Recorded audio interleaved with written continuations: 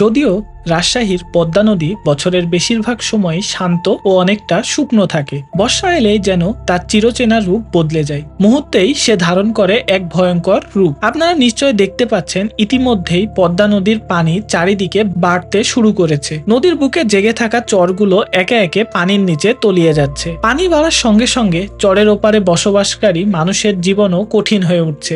সামনে আরো পানি বাড়বে এই আশঙ্কায় তারা এখন থেকেই নিত্য প্রয়োজনীয় জিনিসপত্র সংগ্রহ করে রাখছেন, যাতে দুর্ভোগের সময় কিছুটা হলেও স্বস্তি পান। তবে প্রকৃতির এই পরিবর্তনের আরেকটা দিকও আছে। পানি বাড়লে রাজশাহী শহর থেকে পদ্মা নদীর দৃশ্য হয়ে ওঠে অপূর্ব ও মনোমুগ্ধকর। একদিকে নদীর সৌন্দর্য মানুষকে মুগ্ধ করে, অন্যদিকে সেই একই পানি কারো জীবনে নিয়ে আসে দুর্ভোগ আর অনিশ্চয়তা। তাই তো বলা হয়, কারো পৌষ মাস কারোর সর্বনাশ।